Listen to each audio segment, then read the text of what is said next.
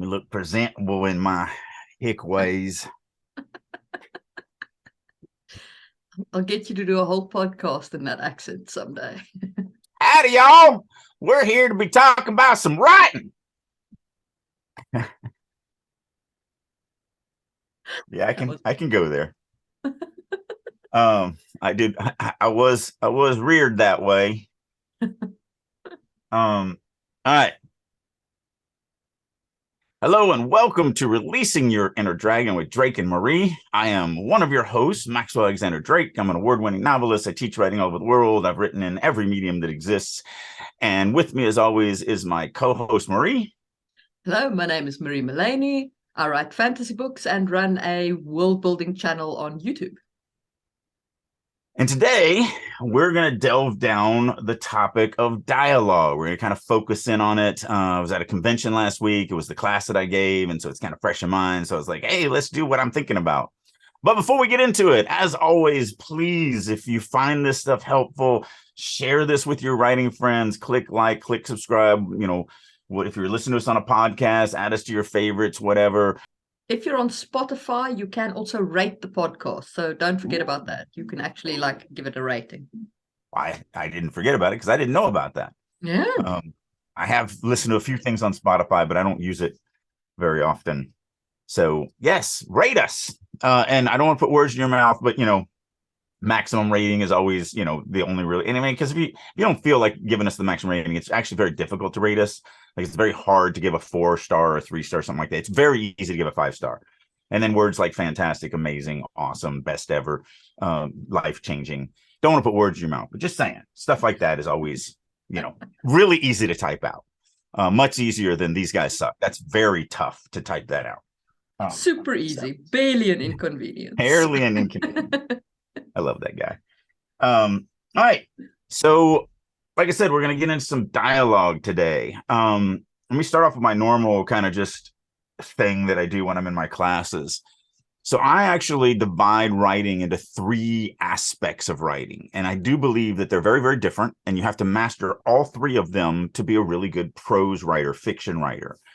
So the first type is just narration. Narration is where you're just going to describe something and it be interesting. So maybe we're describing some people in a room. Well, you have to paint the picture. You got to let the reader see the room and see the stuff in the room and see where everybody's at and what everybody's wearing and, what the whole thing is going on. And that is actually very difficult to do and keep it engaging and interesting. And it's the reason why when I'm teaching that stuff, I always say, make it personal to the POV. Don't describe the wall, describe how the POV sees the wall and how the wall affects the POV.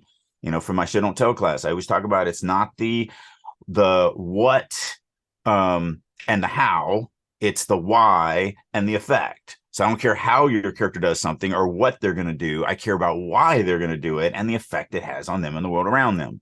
So it's the same thing in narration. It's hard. It actually is very, very hard to describe something and actually make it interesting. Subtext is another thing that you can add to that to really, there's in my point of view book, which I just happen to have right here because I was reading this section to a private client yesterday. There's a difference between describing something. I describe a backyard and I just describe it, and then I redescribe it and I don't do anything different but describe it. But in the redescription, you feel pain and loss and misery and tragedy.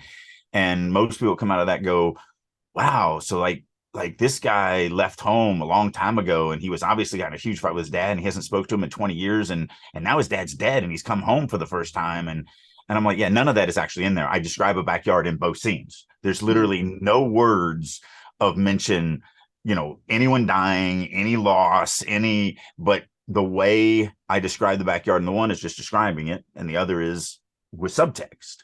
And so it's very, very, very powerful and very good. So that's one thing. Another aspect is motion or action. How do we make the audience feel like they're a girl on a bike riding through a park? Because it's still static words. So, and you can't write it the way you describe a backyard or, whatever. You have to write different. And so there's all sorts of stuff with that. And then the third aspect is dialogue. Dialogue is not people talking to each other. It's not. It's a third to a half of the words that you're going to write in your novel.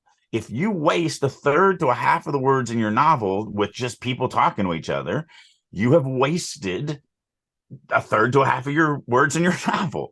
It has to grow characters and move the plot and give subtext and have meaning. It absolutely is, in my opinion, the hardest thing to write, because it isn't your characters talking. You know, kind of the way I like to think about it is it's more like the Wizard of Oz. The readers, just like with Wizard of Oz, you see this big flaming head that's really scary. Dialogue to the readers, it looks like there's just people talking to each other. But the reality is, just like in Wizard of Oz, where there's this nerdy dude behind the curtains pulling cables, that's really what dialogue is. Dialogue is you using the power of prose to pull the strings of the story and the characters and ultimately the reader's emotions and heart. And if you just waste it, you waste it. So, you know, that's always my initial thing that I talk about, is just, it is an aspect of writing that you need to master.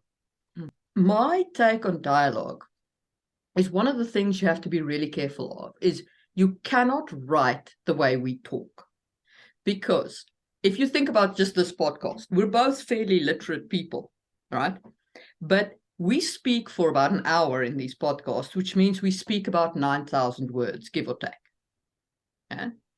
That is 2 chapters worth of content. But if I were to condense what we say down into 2 characters speaking to each other, I would cut out a lot of repetition, a lot of things that we say twice in different ways, a lot of examples, a lot of half words. Sometimes we start a sentence that we don't quite finish. And that's the way that people talk. But if your characters talk like that in a book that people read, it's going to read choppy, distorted, you're going to waste a lot of words, and it's not going to flow. It actually goes a step deeper than that. So, you know, another thing I do in my dialogue class, the first thing I start with, I say, look, you have to get over it. You cannot write the way you talk. Because you're 100% right on every one of those things. But the reason why I go down that path is when we're physically talking to each other, the words that we're exchanging are only about 60 to 70% of the information that we're passing back and forth between us. The other 30 to 40% are things that aren't words, are inflection, are facial features, body language. It's one of the reasons why, you know, sure, the modern day technology with Zoom and all of that. And if you're watching us on YouTube, I feel like you get way more out of this than if you're just listening on a podcast, because you still need, you know, humans need that for dialogue, for just conversation. We need all those other things. And I can prove it. And, you know, it's so easy to prove. And, you know, everybody who knows me knows I'm a big prove it kind of person. This has happened to every single human being on this planet. Every one of us have had to have a touchy topic discussed with someone that we either wrote them an email or a text message. And so we made sure that we spent extra time on it. We knew it was a touchy topic. And so we wrote it, we edited it. We maybe even had somebody come over and read it and kind of give us advice on it. And then we sent it off, and it still pissed off the person who got it, because it was only about 60 to 70% of what you meant. You didn't include facial features and body language and voice inflection. And that is so important to human verbal communication. Well, as a prose writer, you don't get those. You just don't. So what you have to do is you have to learn how to compensate for the fact that you're missing 30 to 40% of what you mean. And this is through all of it. Those 3 things that I talk about, narration, motion, and dialogue, it's all the same, because that's really why a lot of indie press books or whatever don't really land with the audience, because they write the way they talk. And really what that means is they've written a novel, and then they've basically removed 30% of the words randomly and then expect somebody to enjoy it. And they don't. You know, because when, you know, you've heard me talk about this before, where everybody's writing 2 books simultaneously and they don't realize it. You're writing one in your head and one on paper. Well, the one in your head has facial features and inflection and body language and everything else that you didn't put on paper. And it's the same thing with that email that you sent off that pissed off whoever you sent it to. In your head, it has all those things. But once you send it to them, it doesn't have all those things, because they only get the paper book. They don't get the head book. And so, you know, that's the reason why I say you cannot, because all those other things 100% accurate. Yeah. But it's also a little deeper than that, because we're dealing in a communication medium that is actually void of things that are available to you during verbal communication, actual face-to-face. And yes, the Zoom stuff and everything has, this is definitely a better way to talk than just if me and Marie were just sending emails back and forth. Yeah. Being able to Yeah. have them. Well, everybody knows sarcasm does not come across on paper. It just reads as, well, you're a mean jerk. Yeah. Like, that you can't tell that was a joke. It was completely a joke. But of course, we don't have that. It It doesn't does come not across translate. any It does not. So, yes, I completely agree with that. And yet, you have to do the description of how people are talking. So you've got to paint like that picture of, what their voice sounds like, etc., without overusing the same. You can't have every piece of dialogue be, he said in a this kind of a tone, he said with his voice rising, he said with like. And the reason why I'm very cognizant of it is because I have a blind character in Sangwheel. And dialogue is a nightmare when you're dealing with a blind. You'd think dialogue would be easy because you just write it, right? No, because the problem is I don't want to, like, I'm not you. I do use dialogue tags, but I do try to limit them because they do get repetitive. But in the blind girls things, my only way of distinguishing is like I have to put in sounds or smells or things like that, which she can identify, which then hopefully go along with the dialogue tag. But then I also am very dependent on things like describing the voice and so on. And it's made me very conscious when I read other people's text of like how over described voices are and tone. Like, I'm like, I get what you're trying to do here, but unless your character is blind, find another way. Yeah. Well, and even then, find another way. But it's also, so many people do, like this happened last night in the writers group. The line that was read was something like, please, I beg you, close quote, he pleaded. And it's like, literally, he pleaded. Like the dialogue literally shows me that he's pleading. Why would you then tell me that he's pleading? You could take it a step further. He put his two hands together and Tears whatever. stood out in his eyes. Like, right. You can give me something, you can take it to a next level as opposed to just telling me what you just showed me. Let the dialogue stand on its own. The one that I always use an example is that one piece that a published author had read when we were reading together at a convention. And when she asked me, to critique it, which I always hate doing for published authors because the thing is published and it's not going to change. And now it's just it's going to be a festering wound when I show you something that you've done wrong, that will never heal, which is always bad. But there was one thing that she did that really stuck out. She had this one line that was the most terrifying lines that I've ever heard uttered out of a villain's mouth. Basically, this villain had a female POV character that was strapped to a bed. And he said something that was the most chilling thing that I think that could come out of that guy's mouth at that time. And then the next line was, he said his words dripping with menace. And I'm like, yes, they were. Like, why would you, like, it was already there. She wrote the best piece of dialogue that you could possibly write. And then, in my opinion, kind of weakened it by then saying, by overwriting, just in case you missed it. I feel like there's two things at play there. The one is it must be clear who is saying what. Yes. Okay, absolutely. But not every piece of dialogue needs an action tag or a speech tag. Not everyone. Sometimes you can have a line just stand. Yeah, the example I always use for that is the DI gotten into the POV's face, spit flying from his mouth. Do I make myself clear? And then the next line is, yes, sir. Yeah. Like, out of context, we get that he's screaming in the POV's face. He asks a question, and then the question is answered.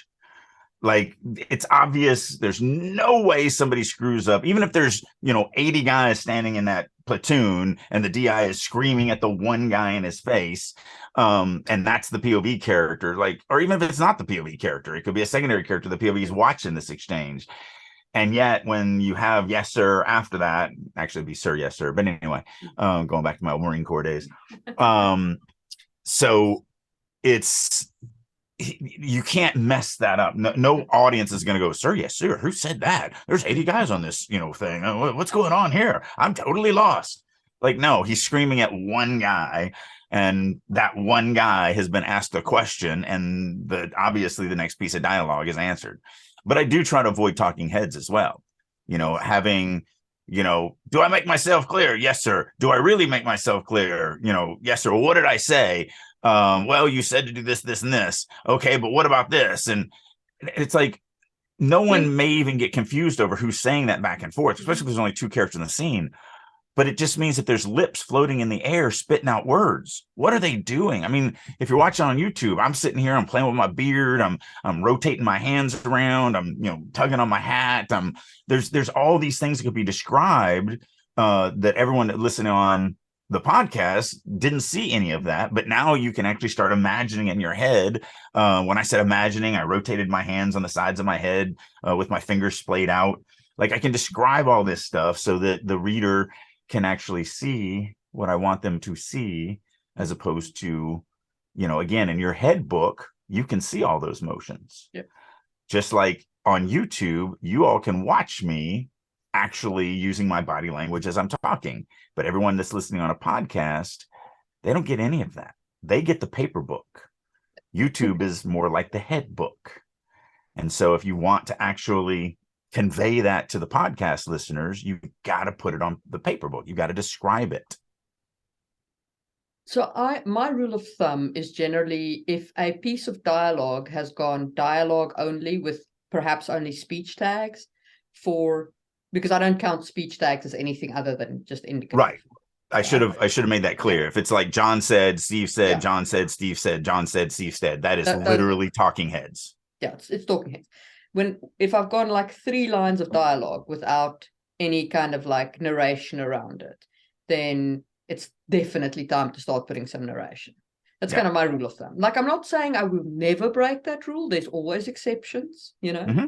Yeah. But yeah, I mean, I can think of definite examples where I could have 10 lines of dialogue back and forth with nothing in between, but it has to be because that is the right thing to do at that moment. It fits it. It actually enhances the read. So yeah, I mean, creative is the first word in creative writing. So exactly. You have to be aware of that. I feel like it would be a good place to talk about suspense and subtext for dialogue. Subtext is something I don't think a lot of writers think about, use, whatever. It's definitely something you can do in narration. The thing that I was talking about in this. So I'm just describing a backyard is all I'm doing in this. And I have read this on this podcast before, but just to kind of, it's always good to kind of bring it back up. So here's the original version. I stood in my backyard. It was winter and snow covered the roof of the 2-story home I'd grown up in. The pool had been drained, the trampoline placed in storage. A foot of snow sat atop my father's old covered grill. The forest surrounding the house was filled with bare branches. So everybody can see the backyard. Everybody can see the wintry thing, but that's it. If we add subtext to it, we can describe the backyard, but fill it with so much. And in this one, the subtext is dark. I'm doing a painful subtext. So I stood in the backyard where I'd spent my entire childhood, the pool that housed the pirate battles and sea monster attacks, the trampoline where I'd competed for Olympic gold, the surrounding forest I had spent countless days exploring, pretending it was the deep, dark jungles of Africa. The grill my father used each summer to serve up hamburgers, chicken, and ribs tastier than any I'd had since leaving home. But all that were left now were the memories, cold and empty as the winter gripping the world around me. Snow covered the roof of the two-story house. Icicles lined its eaves. The pool had been drained, the trampoline placed in storage. A foot of snow sat atop the covered grill. The forest was filled with trees that seemed as lifeless as my soul.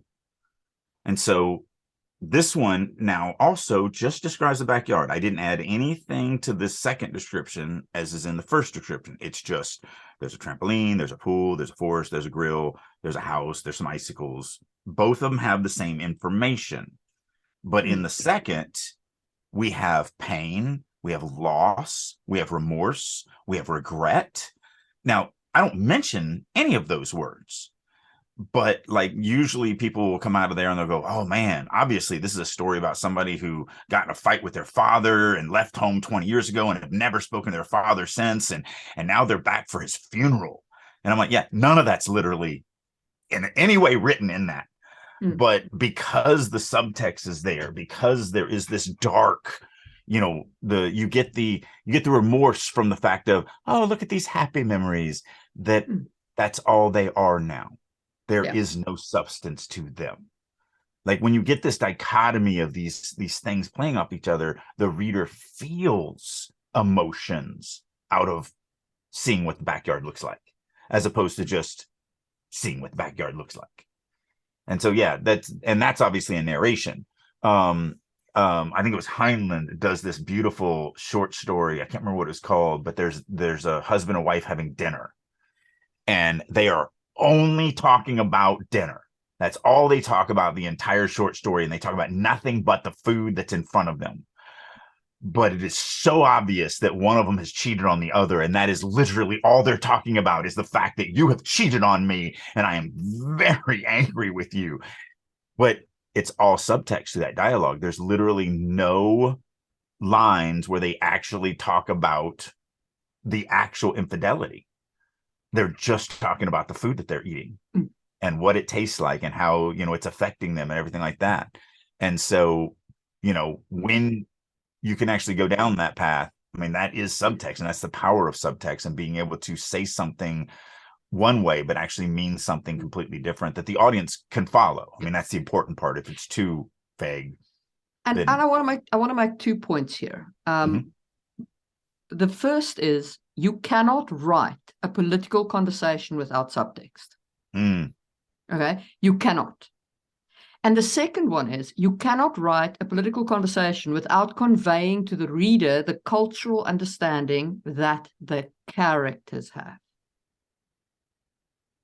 So I'll give you an example, and it's from my book, Ducal Heir, where there's a political discussion going on.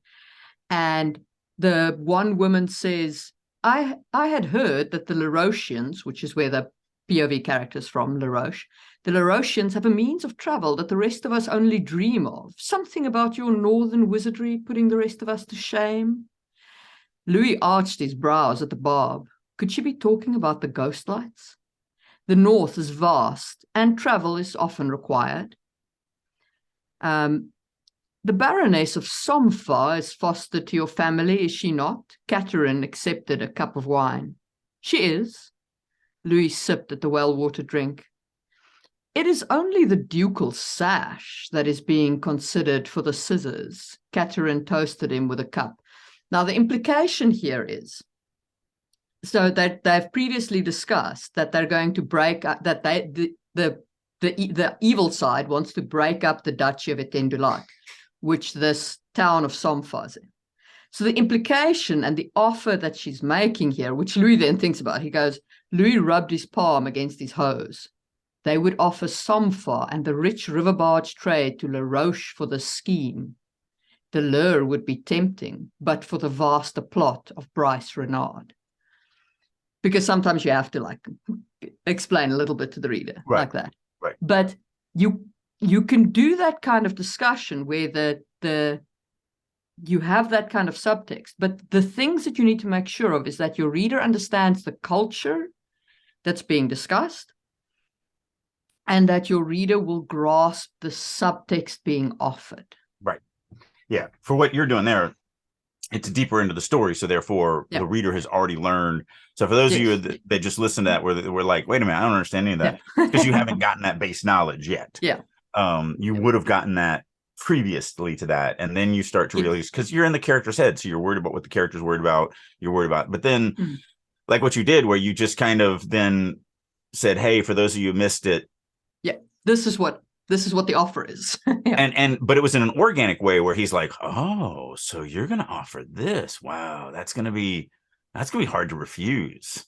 But then they continue talking about, what other things, not that. Other things. They talk at that point. They start discussing art, and they get into like the new tapestry, and they make like, they kind of insult each other over the tapestry, like, it's because that's how politics works. Right.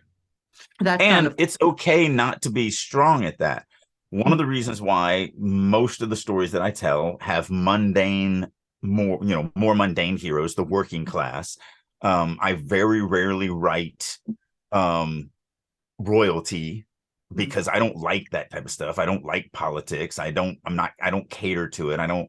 Because I do try to live my life in a more honorable way. So like in the realm where one of my characters that I'm running is, the prince, the emperor's son, but he is, his big fatal flaw is that he doesn't see shades of gray. He only sees black and white, and he is on the side of good.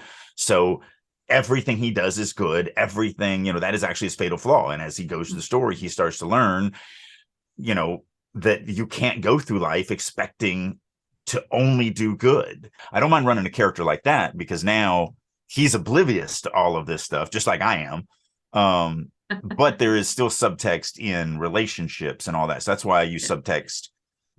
I just don't use it in the political field, because I'm not good at it. It's not my strength. I'm fine with it, which is why I don't write stories like that.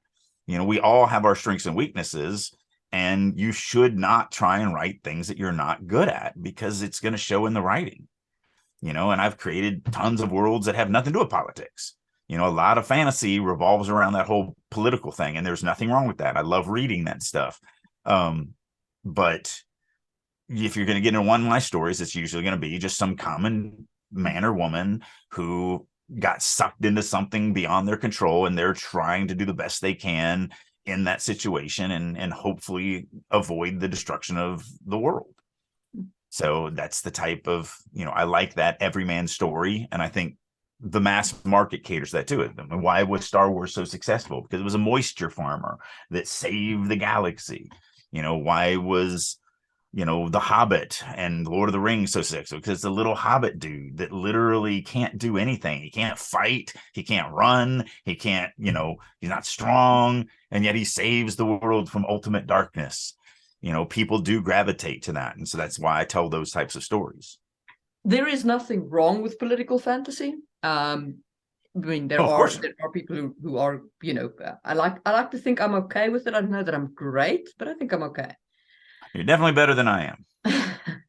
But like George R.R. Martin's books are quite, that they're really good at that stuff, and they're really good at using the dialogue to build tension. Yes. Into those, especially the early court scenes. The first couple of books were so good at. And when that fails, just throw a kid off a roof. Yeah. Because that's also a really good way to build tension. Just chuck a child off of a roof. Because he caught you and your sister having sex. Yeah. I'm just saying, there's other ways to build tension too. But no, he did a really good job in the beginning. Not going to say that he continued doing a good job, but he definitely did a good job in the beginning of that. The later books did bloat a bit. They did bloat a bit.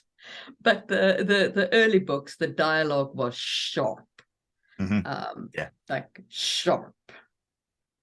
So which I really did appreciate. I still really love the first 3 books. I sometimes wonder if he wrote himself into a corner or wrote himself into a snarl, but either way, he can't find his way back out. It's kind of what it feels like.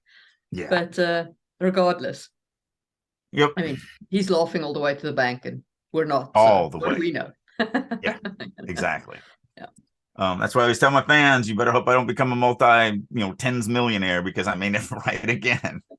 I'll just sit and play video games for the rest of my life. Yeah, if I was rallying, that seventh book may never have come out. Like, I'm already the richest woman in the world. I'm not going to write another book. I want to sit here and play video games. But luckily, my fans don't have that problem. I am still starving, so I've got to get stuff done. All right. But yeah, so dialogue is really good for that kind of tension building. It's really is. good for conveying subtext and communication in that way, as long as you can also describe things with it. There's another aspect there. There's another side of that too, and that's omission. Mm-hmm. You can't do this with your POV character because you're inside the head, and when you omit things from your character, like I have a private client that I'm working with, and in their story, you start off with this dude, this POV, and you're like, oh, and he goes and does this thing for an entire chapter. And then later you find out he's like this massively powerful, magical thing. And you're like, what? Like, I just spent an entire chapter with him. How do I not know that? Just comes out of nowhere. And so you can't cheat with your POVs. But for your secondary and tertiary characters, they don't have to say everything. They can not say stuff. And then that leads to conflict or whatever. Just don't fall into lie. They can also flat out lie. Yeah. Lies are usually easier though to see or whatever, whereas opposed to when they tell most of the truth and just don't lie, just don't tell you everything. The problem is that so in sitcoms, this is a trope that is overused to death. It literally is this, the male is trying to help this woman that he just met out because she's in this horrible situation, and so he's going out of his way to be nice and kind, and then the wife catches him, and they happen to she had fallen on him and her top popped open, and they look very, very objectionable, and instead of saying, okay, look, so this is what happened and here's all the evidence of it, he just goes and then the whole episode is about this whole misunderstanding thing. And it's like, he wouldn't have done that. He wouldn't have sat there and just mumbled. He would have said, okay, whoa, no, no, this is not what it looks like. So she was here and she was caught in a bear trap. And yes, I'm trying to get her leg out to save her life. And yes, her shirt ripped, but there was no funny business going on. Look at her leg, look at the thing. Like, no, they don't say any of that. They just let it go. And then you have the whole episode that happens. And you're like, man, if you had just opened your mouth, none of this would have happened. Then again, you wouldn't have had an episode. But it's so overused in sitcoms. The content that makes me the maddest on that, the content that I feel personally like really sinned in this regard, is Fantastic Beasts 2, where Tina is pissed off with Newt because there was this article saying Newt is, with this other girl, whatever, in a newspaper article. Like, I feel like that is a misunderstanding that could be cleared up in a single sentence. The article was incorrectly published. That's it. That's all it takes. Instead, there's a whole movie, 90 minutes worth of tension out of... Yeah. Now, don't do that. Here's a true story. Here's a true story that falls down that same line. So at Gen Con one year, so I have a booth every year in small press where it's a bunch of indie pressed authors or whatever. And I always have a booth there. I've had a booth there for, 10, 12 years now. Missed last year because of cancer, but I'll be back this year. So if you guys are going to be at Gen Con, I'll have a bunch of new books and all of that. But one of my friends came out to me, and I don't know if you know this or not, but writers are a bunch of catty little jealous bitches, like all of us. And it's like getting 50 of us in one little area, you're going to have drama because writers are just petty, backstabbing little creatures. And I try, like that Prince character that I was talking about, that is how I live my life. I try to do everything by the book and try to be just the kindest, nicest, that's just the way I live my life. And so one of my author friends came up and it was like, I can't believe you said that about so and so and her writing. And I was like, what are you talking about? Like, well, yeah, you badmouthed, this whole thing. I was like, I haven't even seen her. I haven't even been over there. What are you even talking about? And he's like, well, that's what everyone is saying. And I'm like, yeah, no, didn't happen. What are you talking about? And they said, well, that you walked up when she was not at her booth, but her cover artist was there, and you badmouthed her old cover and, said it's about time she finally got something to look good, but not that the writing was even as well as the cover art and blah, blah, blah, blah, blah. And I was like, you've known me for 10 years. Like I've never said anything. Like, it's so uncharacteristic of me. So I was like, well, this is easy. This is easy to I haven't met her cover artist. So I can just go over there and say, here's my face. You have never seen me before. So obviously, whoever said this stuff to you, even though you told her it was Maxwell Alexander Drake, it obviously wasn't, because here's my face. So we go over there and the author's there and the cover artist there. And I was like, hey, so heard some crap. This didn't happen. Like, and it's easy to fix. So I turned to the cover artist. I was like, you have never seen me before because I've never talked to you. And she was like, I mean, maybe, but I don't know. You might have been the guy. I'm like, I might have been the guy you saw an hour ago. No. And she's like, well, I mean, it was a white guy with a beard. I'm like, okay. Like, but we've never met. Like, and she would not change that. She was like, I don't know. You might have been. And I'm like, no, I know, not might have been. I wasn't. Like, and she wouldn't stop it. So it never. So like, I did do what I said, where I was like, no, put an end to this, because this didn't happen. We're definitely gonna, nip this right in the butt. But no, the artist would not absolve me from the crime. And so to this day, that author still hates my guts. And wow. I'm like, I can't, like, I don't even know what to say at this point. Like, I literally wasn't even on this side of the writers area, because it was the first day. I hadn't made the rounds and shook everybody's hands and, because I take my time to go talk to everybody and how's your year been and what do you got out new and, oh, that's really cool. And because that's the type of person I am. I like people and I want to be nice to people. Never would I just disparage somebody to their face. It just doesn't happen. I'm not saying that I'm not petty and talk about people behind their back, because we all do that, So if I don't like someone's writing and we're talking about it with, in a closed private group, I might say, you know what, I've read them. I don't really like their writing. It's not very good.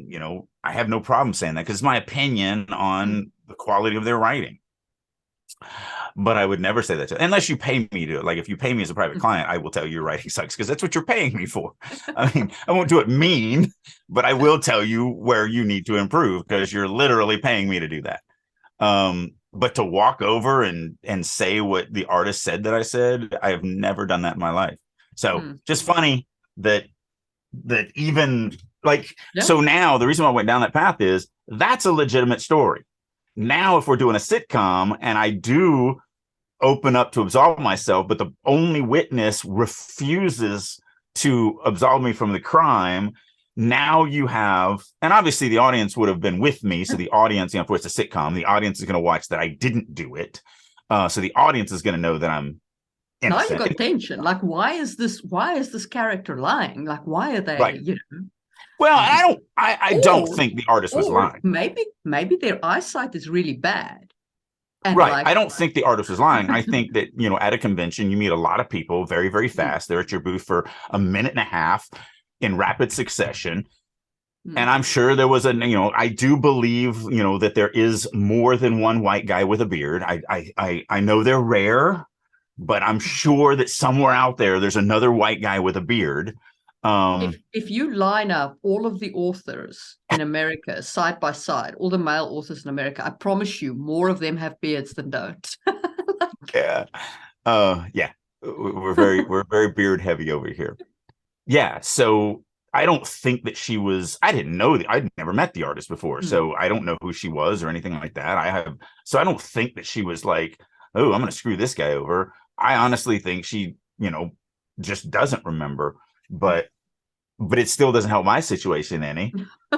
So now if I was writing a sitcom, now that's the thing. Now, obviously at the end of the 30 minutes, I would have made up with the authors and been absolved because I was innocent, and we do want things to turn out that way in stories. But in the real world, she just hates my guts because she still thinks that I badmouthed her to, to her artist's face. And I was just like, I did not. But, that's just life, and that just stuff like that happens. But yeah, so you can bring this back on topic. You can absolutely omit things or lie about things or whatever from your secondary and tertiary characters. And actually, that'll bring me to one of the things I did want to talk about today, which was the fact that understanding the difference between your narrating character and your secondary and tertiary characters. Secondary and tertiary characters, the only way you can get information about them to the audience is by what they say and what they do. You're not in their heads. You cannot head hop. We do not head hop in prose at all in any POV style. So what they say and what they do. Of Mike, do not swap into a character for a once-off POV just so you can show their emotions because it's a heart-wrenching scene. Yeah. Don't do that. No, that's just lazy storytelling. Yeah. And also, here's the reason. Because a lot of people, that's not good enough for a lot of people. A lot of people are like, well, okay, but you just said it was a very emotional scene. Why wouldn't I? Because it's just going to enhance the scene. It's going to make it better. So I'm going to do it, even though you said not to do it. Yeah. Yes, I get that. But here is the reality.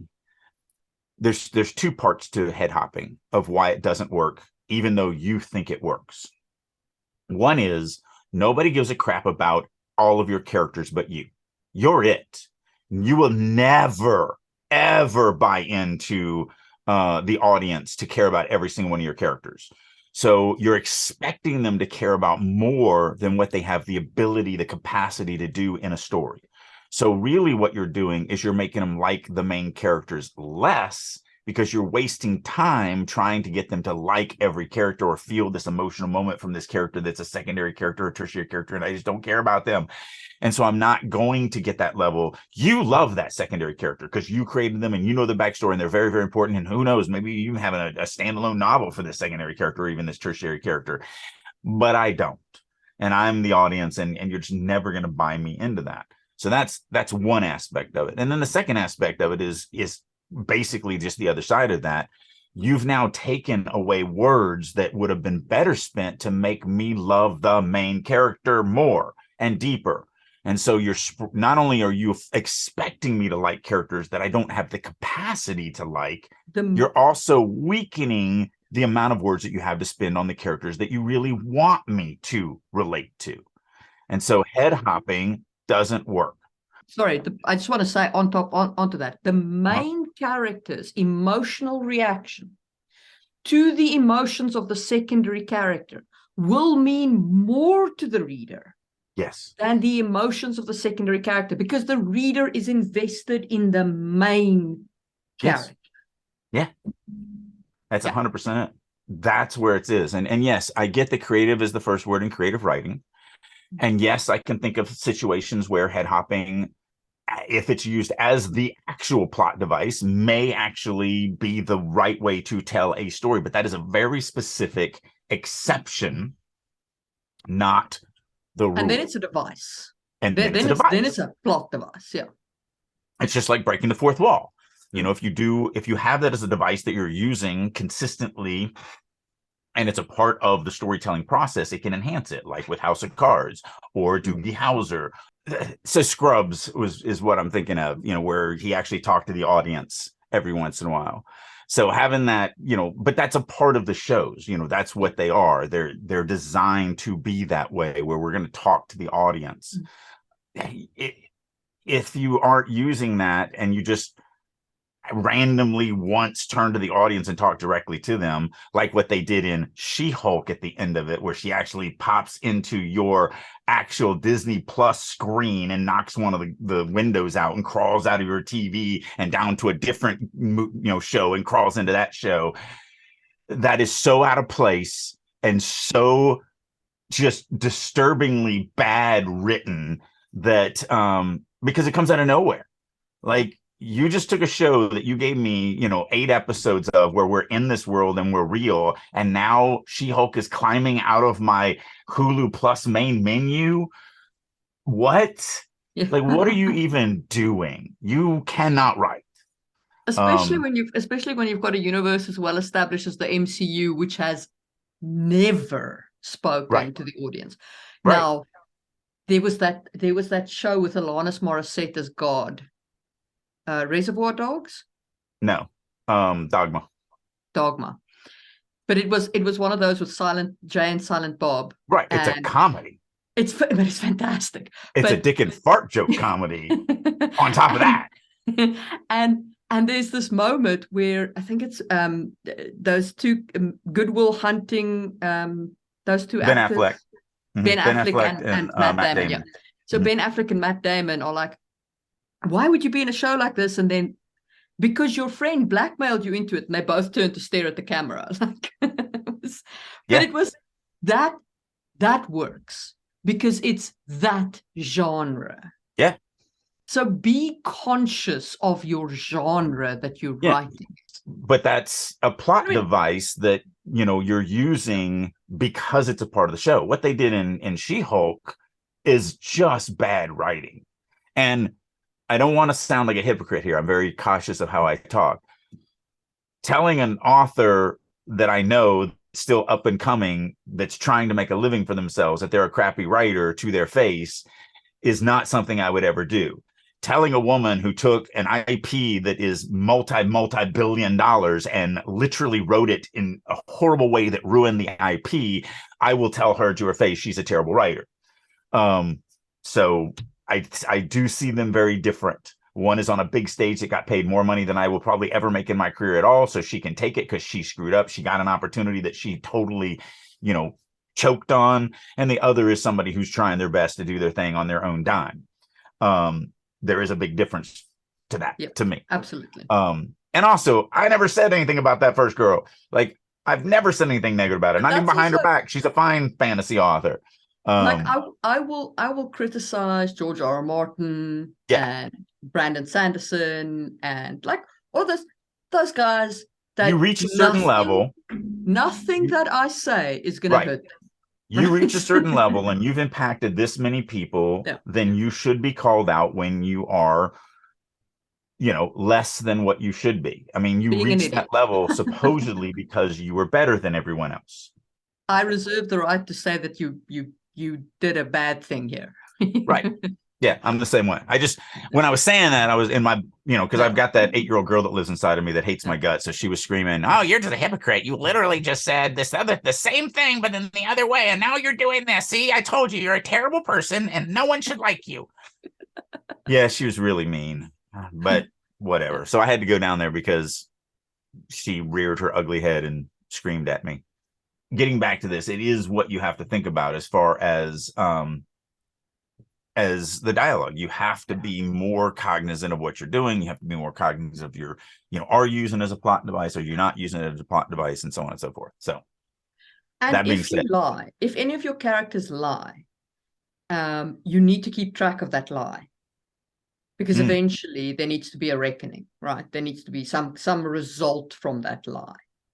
It can't just be a lie that's never. Then it can't be a Chekhov's gun. Then it's just a waste. Yeah. Yeah, it's a Chekhov's gun. It got cocked, but it never got fired. Yeah.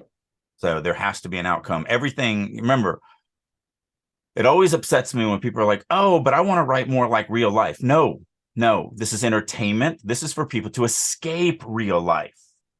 Everything works different in fiction.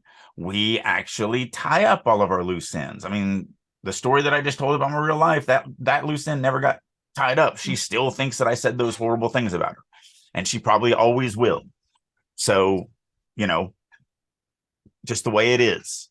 It's not a good ending to that story, but no one wants to read that story either. It's funny to hear the story, just because whatever, but it's not something I'm going to pick up and read, and it's not going to give me a satisfying ending. No. We are not writing real life. We are writing fiction. And fiction needs to emulate real life, but have satisfying conclusions to, and by satisfying, it can be a tragedy, but it's still satisfying Seven had a satisfying ending, even though it was horrible. Mm. But yeah. All right. So when you lie, like, do take care of that. To make sure that there is that they pull that thread through. So last thing is one thing that I don't think writers think about is when to use dialogue and when not to use dialogue. So they'll use dialogue as a crutch when they shouldn't, when it's actually more powerful to use it in narration. And then vice versa, they'll use narration when they should have used dialogue. So as an example, and this is just from my class, I'm so angry with you, Drake said to Dylan. Okay, but could we show more emotions in narration as opposed to saying any dialogue at all? So instead, maybe think about something like this. Dylan sat timidly across the table from Drake, his eyes pleading for what? Forgiveness? Acceptance? Drake looked away, clenching his jaws as he glared out the window. Nothing needs to be said between these two. Like, literally no dialogue. And it's so much more powerful in that instance to go that way. But also the other way, using dialogue instead of narration. And don't use dialogue because you're like, oh, but characters have to catch up other characters on what's happened. Don't do that. Oh, yeah, no. Especially if the readers already know it. Yeah. We have said it a few times. It just bears reminder. Do not do that. Right. So, like, going the other direction, though, maybe in narration, you want to tell the readers about your character. So you'll write a line like, Drake, a former Marine, was ready for anything the world threw at him. Like, okay, like, why? So instead, maybe Drake is meeting, with this young child for the first time. And, that's when the audience is going to know. Somebody's going to say, oh, yeah, Drake was a former Marine. And the boy looks up at Drake. Wow, you were a combat Marine? And yeah, Drake answers with a smile. I spent 3 years fighting in the Middle East. I've seen just about everything there is to see. Like, you can use dialogue to give that backstory information organically in it. So, and you do have to, every piece of dialogue I look at and go, would that be better in narration? And everything in narration, I go, could it be stronger in dialogue? And it really comes down to how I've learned how to teach. This is going to be a very divisive topic because there's definitely two camps in this. I'm in the camp of I freaking love inner monologue. I use inner monologue on every page. I use it 2-3 times on a page. Inner monologue is awesome. It is the cat's meow. Some people are like, inner monologue is terrible. It's always terrible. If you use one piece of inner monologue, I hate your guts and you should burn and die. So it's a very divisive topic. But I do use a lot of inner monologue. But here's the thing, and here's how I teach inner monologue. Because it's the same thing as what I just talked about there. Should you use narration instead of dialogue, or should you dialogue instead of narration? It's easier to really grasp in the inner monologue side. I only use inner monologue when it takes the reader deeper into the character. If the line does not take the reader deeper into the character, then I don't use it. Case in point, last night at the writers group meeting, there was a piece of inner monologue where the narration said something like, it was his brother who loved this game. No, I'm sorry. The line was, his brother was so excited, he even woke him up early so that they could both go down and get the first day's fresh bread. And then it said in inner monologue, yeah, right. Like he cared about the bread. What he really cared about was the baker's big-chested daughter. And all that's in inner monologue. And I'm like, okay, let's break this down. Because first of all, yeah, right. Like my brother cares about the bread. That actually, as opposed to if we were to turn that into narration, if it was just, character knew that his brother didn't care about the bread. So if you look at the difference between those two lines, yeah, right, like my brother really cares about the bread, actually gives a little deeper piece of information. It gives the fact that this is a very common thing, that the character is frustrated by it, that, there's some emotion attached to it, whereas in narration, it's not. But then the second line, what he really cares about is the baker's big-chested daughter, versus in narration, what character's brother really cared about was the baker's big-chested daughter. There's literally no difference between those two lines. Yes. It doesn't take me deeper into the POV character. The first one, right? Yep. The first one does. It lets me know that the character's annoyed that he objectifies the baker's daughter. So good on the POV character. But the second piece doesn't do anything. So therefore, I would never make that as inner monologue because it doesn't take me deeper into the scene. It doesn't give me information better than the narration, and narration is always easier to swallow than inner monologue. And so even though I use inner monologue on every page, it's always because that piece of inner monologue takes the reader deeper than I could have taken them had I left it somehow and wrote it in some way that would give that information in narration. So that's my rules on narration, or on inner monologue. I'm sorry. Use it if it actually enhances that moment for the character and for the reader and connects them deeper. Don't use it if it doesn't. But it's the same thing going back to what we were just talking about cutting info dumps. Would it be more organic to give it through dialogue than do it through dialogue? Would it be more emotional to not say it in, or to say it sparingly and give some other descriptions? Because I mean, in the Dylan one, I could have said, Drake, I just want to stop. That could be the dialogue. And then all the rest of that emotion of me, thinking about to myself of, what, and when I say thinking myself, I mean in narration, I'm not talking about inner monologue, but, what did Dylan expect? What was he looking for? Forgiveness, compassion, whatever it was that I wrote. Like all of that still is much more powerful. And I could still, the dialogue is Drake, I was just, and then stop. Like, that could be, which is nothing. It's a start of a sentence and then Drake interrupting and saying, just stop. If I felt that was the strong way. So it's just thinking about it. Dialogue is not always the best solution, but narration isn't always the best solution. So being willing to adjust and change and going, man, this line would be better as dialogue. Oh man, this piece of dialogue is weak. I could do a better job of showing the emotions of it if they just didn't say anything at all, or if they said something different and then I added the emotions to the narration or whatever. So just think about that. And if you're doing it to cut out info dumps, just remember, if you write as Bob dialogue, we will find a way to reach through the screen and slap you. Because we have said it a lot of times on this podcast. Yeah, just so people know. So as dialogue is when, and it happens really bad in fantasy. That's why we're so sensitive to it.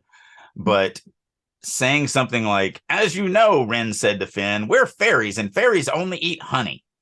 Finn would be like, yeah, I was born a fairy. Why would you tell me that, you stupid idiot? Because that's literally the same thing as me saying, well, Marie, while we're doing this podcast, me and you are humans and humans have to breathe. So make sure you are taking in air while we're doing this podcast or you'll die. Like, it's the same stupid thing to say. Just because they're fantasy creatures and just because we don't know what they are doesn't mean they don't know what they are. So having them say something like that is literally like having two of your human characters tell the other one, don't forget to breathe. Gotta breathe. You're going to die if you don't breathe. Like, don't do that. It's bad.